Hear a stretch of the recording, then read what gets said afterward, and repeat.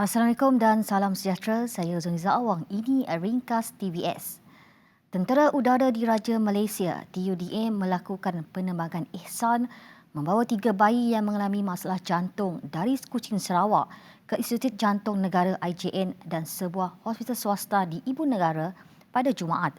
UDM dalam satu kenyataan memaklumkan ketiga-tiga bayi berkenaan masing-masing berusia 20 hari, 19 hari dan 2 bulan sebelum ini dirawat di Hospital Umum Sarawak HUS. Bayi perempuan berusia 20 hari Eliora Mio Nawan yang mengalami masalah jantung transposition of great arteries akan dirawat di Hospital Gleneagles Ampang. 2 bayi lagi Mary M. Matthew Maverick berusia 19 hari yang menghadapi masalah jantung congenital heart block dan Abang Muhammad Al-Fatih Abang Muhammad 2 bulan menghadapi masalah jantung congenital heart disease akan menerima rawatan di IJN. Menurut TUDM, ketiga-tiga bayi berkenaan ditemani ibu masing-masing diterbangkan menggunakan pesawat pengangkut A400M daripada nombor 22 Skuadron yang berpangkalan di Pangkalan Udara Subang.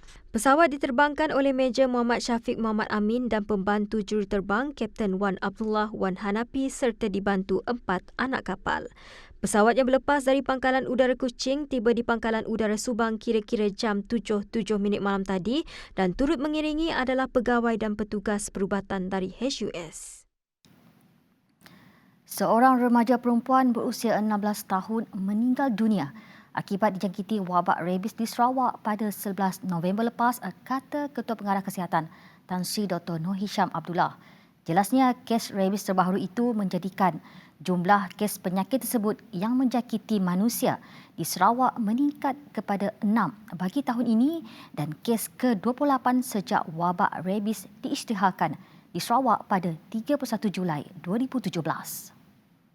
Tambah beliau lagi, individu berkenaan dimasukkan ke HUS pada 10 November selepas demam selama 3 hari, lemah pada bahagian anggota bawah badan dan menunjukkan tingkah laku agresif selain turut mengalami aerofobia dan hidrofobia. Siasatan mendapati tiada sebarang sejarah gigitan anjing atau haiwan lain berlaku dalam kes ini.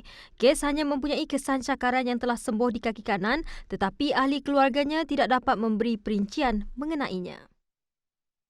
Pengumuman kerajaan membenarkan perjalanan rentas daerah dan negeri membabitkan negeri zon hijau mulai 22 November akan menghidupkan semula pelancongan domestik yang terjejas akibat COVID-19. Menteri Pelancongan Seni dan Budaya, Datuk Sri Nancy Shukri, yakin keputusan itu mampu meredakan kegusaran pengusaha perkhidmatan pelancongan dalam tempoh sukar ini.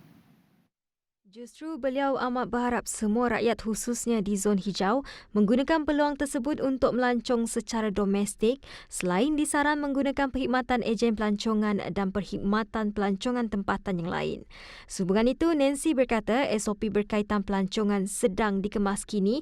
Berikutan terdapat beberapa pindaan kecil perlu dibuat atas nasihat Majlis Keselamatan Negara. Tambahnya, senarai baru SOP itu dijangka dimuat naik di laman web rasmi kementerian dalam masa terdekat. Tapi itulah tujuan kami, nak membantu rakyat, kedua-dua pihak lah. Rakyat yang nak menginginkan, nak keluar daripada rumah, nak melancong balik macam dulu tu. Jadi kita perlu, yang penting Datuk, kita perlu pastikan SOP ini kita patuhi. Kita ni jaga kita, ini yang dimaksudkan. Beliau berkata demikian kepada Bernama selepas menjadi panel jemputan dalam program Ruang Bicara yang disiarkan secara langsung di Bernama TV. Bertemu kembali. Kerjasama Ekonomi Asia Pasifik APEC melancarkan Visi Putrajaya 2040. Ia adalah aspirasi bagi pertumbuhan ekonomi masa kini dan masa depan dalam tempoh 20 tahun akan datang. Visi baru itu menggantikan Maklumat Bogor yang diumumkan pada tahun 1994 semasa para pemimpin APEC bertemu di Bogor, Indonesia.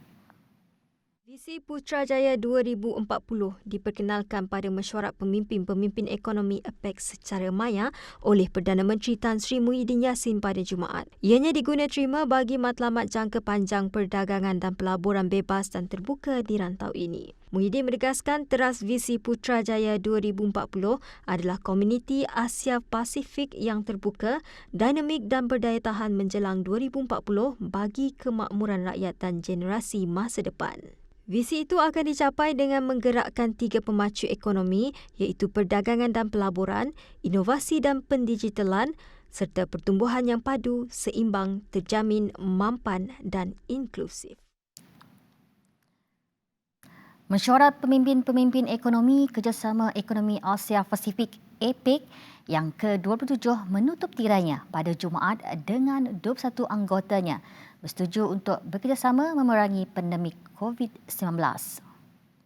Antara bahagian kerjasama termasuklah penyelidikan dan pembangunan serta pengeluaran, pembuatan dan pengedaran ujian diagnostik, produk dan perkhidmatan perubatan penting, terapi dan vaksin, kata para pemimpin APEC dalam satu deklarasi bersama, Deklarasi Kuala Lumpur 2020 yang dikeluarkan selepas mesyuarat secara maya itu.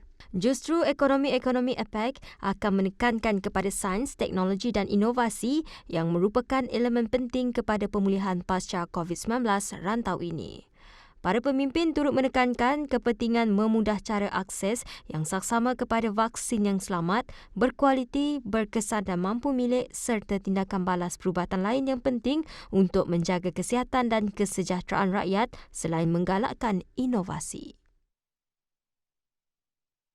Sementara itu, mengenai ekonomi digital, ekonomi APEC mengakui kepentingan pembangunan dan sumbangan teknologi digital. Ia bagi menjaga kesihatan rakyat dan melindungi rantau ini daripada ancaman kesihatan serta meningkatkan daya tahan dan kemampanan sistem kesihatan sekaligus memacu ke arah perlindungan kesihatan sejagat.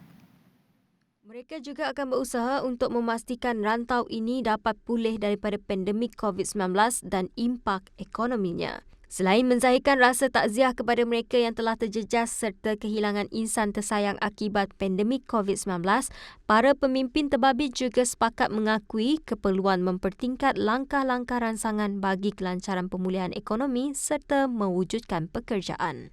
Ekonomi-ekonomi APEC juga akan bekerjasama bagi memastikan kelangsungan aliran perdagangan dan pelaburan dalam tempoh mencabar ini. Laporan itu tadi mengakhiri ringkas TVS untuk jam ini. Teruskan kesihatan anda bersama kami. Ingat, peperangan kita menentang COVID-19 masih belum selesai. Jaga kebersihan diri, jaga penjarakan fizikal dan patuhi SOP yang telah ditetapkan. Kita mampu melakukannya. Saya Zauliza Awang, salam hormat dan jumpa lagi.